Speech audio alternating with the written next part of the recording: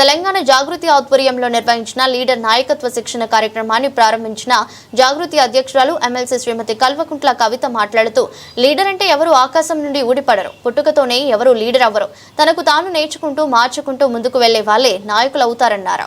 Leader అంటే ఏంది? ఎవరిని లీడర్ అంటారు? ఊర్లల్లో తెల్ల బట్టలు వేసుకొని నల్ల కళ్ళద్దాలు పెట్టుకొని స్పోర్ట్స్ షూ వేసుకొని తిరిగేటోళ్ళని లీడర్ అంటారా? అట్లా కాదు కదా. లీడర్ అంటే కేవలం ఎమ్మెల్యే, ఎంపీ, సర్పంచ్, సీఎం అయితేనే లీడర్ అవుతారా? అట్లా కాదు కదా. ఇంట్లో ఉండే ఇల్లాలు ఫస్ట్ లీడర్ అవుతుంది.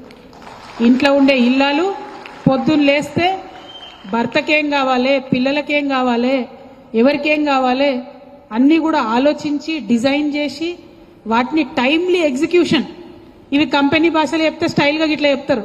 కానీ అమ్మ ఏం చేస్తుంది? పిల్లాడు స్కూల్కి పోతుందంటే వాడు పోయే లోపలనే టిఫిన్ డబ్బా కట్టాలి, వానికి ఇంట్లో పాలు తాగిపోయాలి, పంపించాలి. భర్త లేచే లోపలనే అన్ని చేయాలి, పంపించాలి. మళ్ళీ ఆమె పని చేసేది ఉంటే ఆమె పనికి పోయేటప్పుడు సర్ది కట్టుకొని పోవాలి.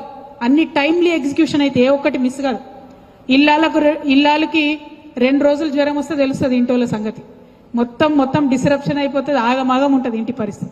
అంటే ఈ సమాజంలో తొలి లీడర్ ఇల్లాలు. ఆ ఇల్లాలు ఉంటే లీడర్ అంటే ఎవరో ఆకాశంలోకి వెళ్ళి ఊడి పడరు. తల్లి గర్భంలోకి వెళ్ళి ఎవరు కూడా నాయకత్వ లక్షణాలతో పుట్టరు.